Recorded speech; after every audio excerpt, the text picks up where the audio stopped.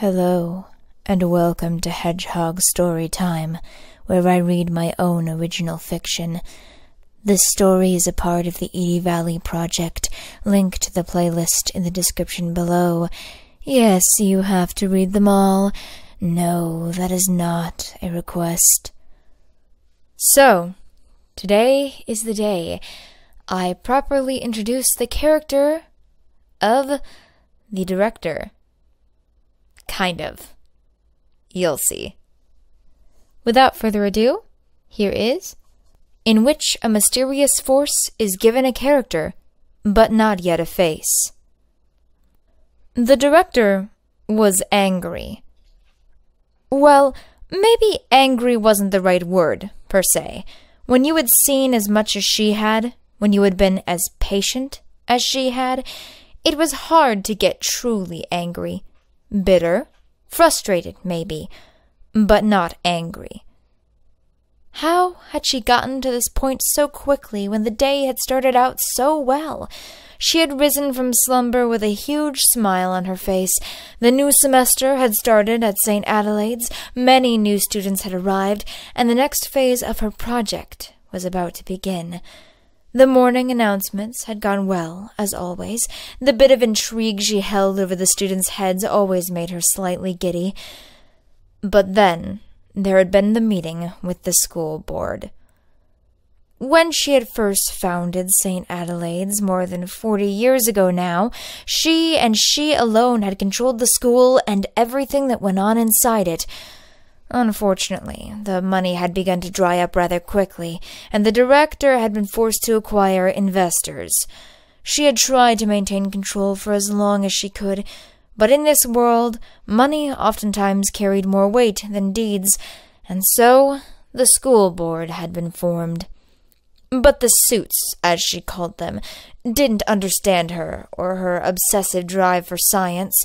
All they saw were tables and focus groups and dollar signs. Frankly, it was beginning to make her rather grumpy. My father didn't give his life for this project just to see it get thrown by the wayside. She banged her fists on the long, skinny table, standing from her chair. We do not mean to offend your father's memory, the head suit replied patiently, using that calm, condescending voice one often employed when talking to young children. People tended to treat her that way a lot when they first met her face to face, underestimating her age and intelligence based on appearance alone. But Project Paragon has yet to yield any profitable results. No results? The director's eyes flared. No results? I'm living proof of what the project is capable of. And yet you refuse access to these results to anyone. The head suit shook his head, exasperated. One of the lesser suits leaned forward now as well. He was a young man, a go-getter, someone people claimed was going to run the world someday. The thought of this child in charge of anything scared the director more than she could say. Think of the advances for technology, for society we could create with your research, he ventured, hoping to appeal to her sense of humanity. The director just laughed. It was a frightening thing, that laugh, one that could not belong to any wholly sane person. It sent shivers down the suit's spines. Are you kidding me? She gasped after a solid minute. Advances for society? Nonsense! You just want to steal what's rightfully mine and sell it. You don't care about advances or consequences. Several suits made a protest, but the director had spent far too much time dealing with their kind to fall for any of their honeyed words. My research is not yet complete. Who knows what could happen if presented to the masses? And besides, there's so much more to discover than your tiny minds are capable of comprehending. I will not allow the future to be commercialized. She shuddered.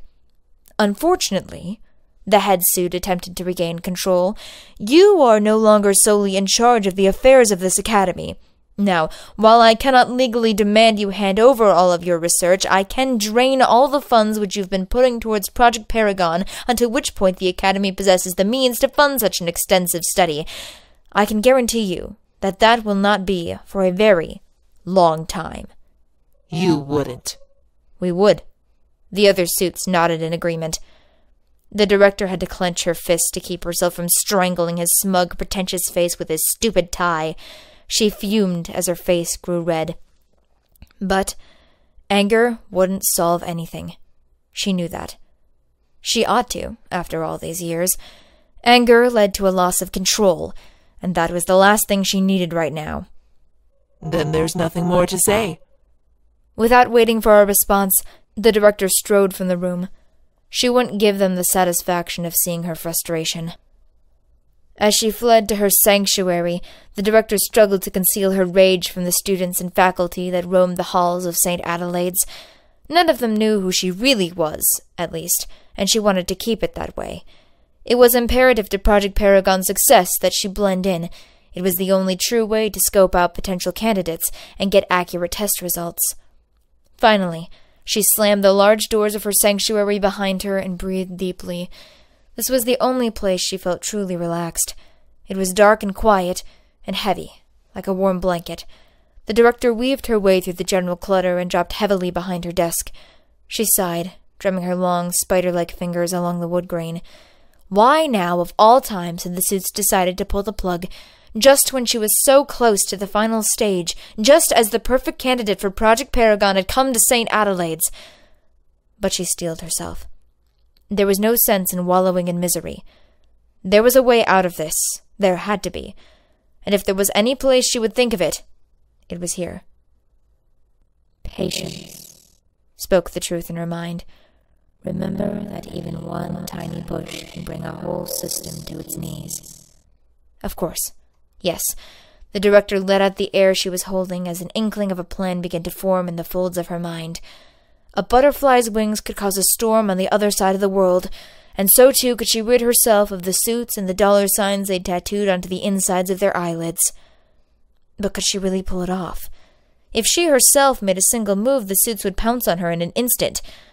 What she needed was a distraction, something to draw their attention while she completed the final phase of the project. After that, the whole charade of a school wouldn't be necessary anymore. What could she use? No. Better yet, who could she use? The distraction would have to be something big, something no sane person would attempt. She could always use Bailey, she supposed. She had broken him a long time ago. But no.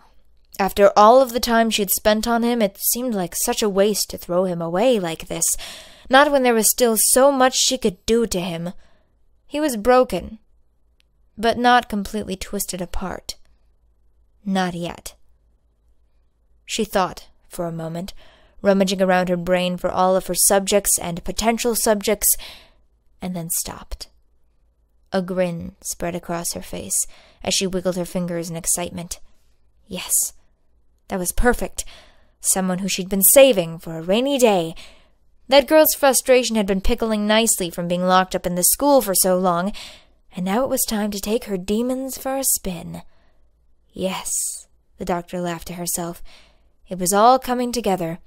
Her life's work was nearly complete. Finally, Project Paragon would succeed for real. She would create perfection.